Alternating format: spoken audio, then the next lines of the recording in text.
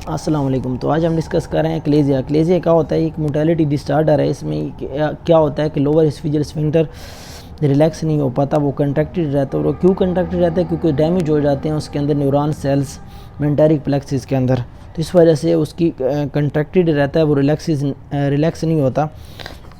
तो अब ये देखें, जब आप कुछ खाएंगे तो सारा कुछ एसोफेगस के अंदर भरता जाएगा और एसोफेगस में डायलेट हो जाएगा। लोअर एस्फिजियल स्फिंक्टर जो इधर है वो क्लोज़ है। जब ये क्लोज़ हो जाएगा, कोई भी चीज़ स्टमक के अंदर नहीं आ सकेगी, तो फिर सारा कुछ इधर ही भरता रहेगा। इसकी वजह से डिफ़िकल्टी इन स्वॉल्विंग भी होगी, चेस्ट पेन भी होगी, रिगर्जिटेशन भी होगी।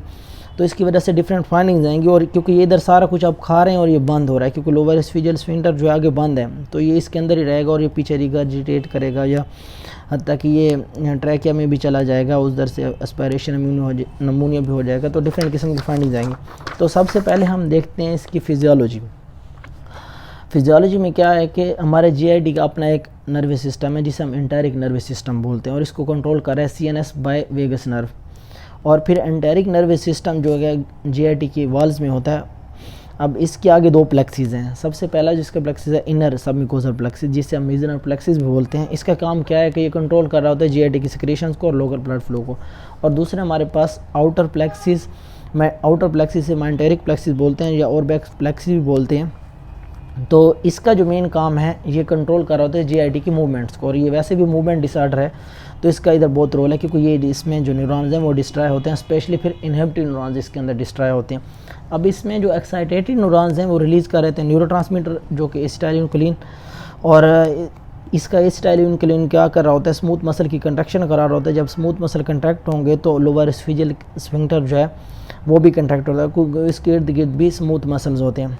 और जो अब इनहिबिटिव न्यूरॉन्स हैं ये रिलीज़ करा रहते हैं वैजो एक्टिव इंटेस्टाइनल पेप्टाइड और साथ में नाइट्रिक ऑक्साइड। ये क्या कर रहा होता है? स्मूथ मसल की रिलैक्सेशन करा रहा होता है। इससे जो हमारा लोअर एस्फिजियल स्फिंक्टर है वो रिलैक्स हो रहा होता है। तब इसमें क्या होगा कि अब इसकी पैथोलॉजी आपको समझ आ जाए। अगर इनहिबिटिव न्यूरॉन्स इधर डैमेज हो जाएं इसके, तो रिलीज़ नहीं होगा वीआईपी एंड नाइट्रिक ऑक्साइड, उसकी वजह से स्मूथ मसल की रिलैक्सेशन नहीं होगी, तो जो लोअर एस्फिजियल स्फिंक्टर है वो कंट्रैक्टेड रहेगा, रिलैक्स नहीं होगा। तो अब आपको इसकी पैथोलॉजी भी समझ आ गई।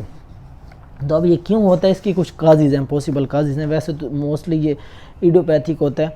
और कुछ इन्फेक्शन है, जैसा कि ट्रैपेनोसोमा क्रूजी इन्फेक्शन है जो चगास डिजीज़ पैदा करता है, उसकी वजह से भी हो सकता है। वेरिसिला जोस्टर है, या ऑटोइम्यून में एसिनोफिलिक गैस्ट्रोएंटेरिटिस है, इसकी वजह से भी हो सकता है। अब इसके क्लिनिकल फीचर में है डिस्फेजिया होगा, उससे डिफ़िकल्टी होगी स्वॉलिंग में, रिगर्जिटेशन होगी। रिगर्जिटेशन नॉन एसिडिक रिगर्जिटेशन इधर होती है अनडाइजेस्टिव फूड की। चेस्ट पेन भी हो सकता है, एस्पायरेशन अमोनिया हो सकता है जब आप सोए हों और खाना जो है आपके माउथ में चला जाए, उधर से पॉसिबल चांस है कि वो ट्रैकिया में चला जाए, तो उस एस्पायरेट हो जाएगा लंग्स में, तो उसकी वजह से एस्पायरेशन अमोनिया भी हो सकता है। अब डायग्नोसिस हम इसका कैसे लगाएंगे? सबसे पहले हम उसे बेरियम मील देंगे और वो बर्ड वीक अपीयरेंस नज़र आएगी हमें एक्सरे में। उसके बाद एंडोस्कोपी है। एंडोस्कोपी में हम क्या करते हैं?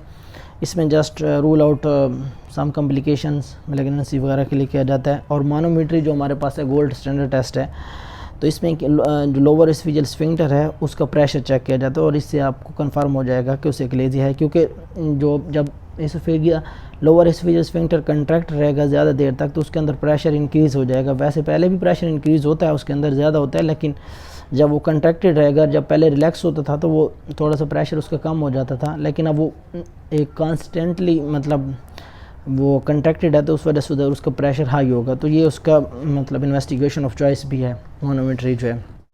अब है इसकी मैनेजमेंट में क्या होता है कि सबसे पहले फूड ईटिंग चेंजेस, क्या आप हम उससे कहेंगे लिक्विड सॉलिड ना खाओ, लिक्विड खाओ, और रात को सोने से पहले भी ना खाओ।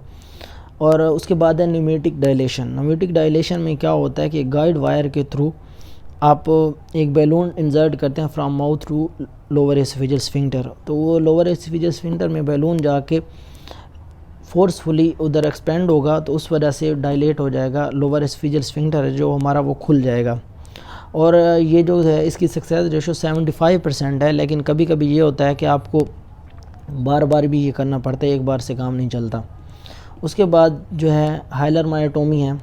इसमें क्या होगा कि आप मसल्स काट देते हैं, लोअर एस्फिजियल स्फिंक्टर के इर्द गिर्द जो मसल्स होते हैं उनको काट देंगे तो वो रिलैक्स हो जाएगा। लेकिन जब ये मसल्स काटेंगे तो उसकी वजह से एक कॉम्प्लिकेशन ये भी आ सकती है कि उससे गर्ड हो सकता है, क्योंकि लोअर एस्फिजियल स्फिंक्टर ज़्यादा देर तक जब रिलैक्स रहेगा तो उससे फिर एसिड रिगर्जिटेशन और गर्ड के सिम्टम्स आएंगे। तो इसीलिए उसके साथ पार्शियल फंडोप्लिकेशन भी की जा सकती है। जब एसोफेगस पार्शियल फंडोप्लिकेशन में क्या होता है कि इस स्टमक का कुछ पार्ट एसोफेगस के इर्द गिर्द रैप कर दिया जाता है ताकि उससे एसिड रिगर्जिटेशन ना हो। उसके बाद है बोटुलिनम टॉक्सिन। बोटुलिनम टॉक्सिन क्या करता है, ये इनहिबिट करता है एसिटाइलिन कोलिन की रिलीज़ को। जब एसिटाइलिन कोलिन रिलीज़ नहीं होगा तो स्मूथ मसल की कंट्रैक्शन नहीं होगी, जब कंट्रैक्शन नहीं होगी तो वो रिलैक्स ही रहेंगे। तो ये एक्चुअली एक्साइटेटरी न्यूरॉन्स पे काम करता है जो बोटुलिनम टॉक्सिन है। तो इस वजह से स्मूथ मसल कंट्रैक्ट नहीं होंगे, जब वो कंट्रैक्ट नहीं होंगे तो वो रिलैक्स रहेंगे, सिंपल से। तो ये है बोटुलिनम टॉक्सिन। उसके बाद है मेडिकल ट्रीट में कैल्शियम चैनल ब्लॉकर्स हैं और नाइट्रेट्स हैं। कैल्शियम चैनल ब्लॉकर्स का क्या काम होता है कि ये कैल्शियम को ब्लॉक करेंगे जो कि मसल के लिए बहुत ज़रूरी है, मसल की कंट्रैक्शन के लिए। तो उस वजह से मसल कंट्रैक्ट नहीं होगा तो वो रिलैक्स रहेगा। और नाइट्रेट्स भी इनडायरेक्टली कैल्शियम चैनल ब्लॉकर्स को कैल्शियम चैनल को ब्लॉक कर रही होती हैं। तो इन दोनों का सेम काम है, कैल्शियम चैनल और नाइट्रेट्स का। और कैल्शियम चैनल में जो है हमारे पास निफिडिपिन है और नाइट्रेट्स में सबलिंगर और लॉन्ग एक्टिंग नाइट्रेट्स हैं, जो इनका दोनों का सेम काम ही है। लेकिन ये परमानेंट ट्रीटमेंट नहीं है, इसका परमानेंट ट्रीटमेंट सर्जरी ही है, क्योंकि ये इन मेडिसिन से ये जस्ट टेम्परेरी आप दे सकते हैं उस रिलीफ के लिए, लेकिन परमानेंट जो इसका ट्रीटमेंट है वो इसका सर्जरी ही है।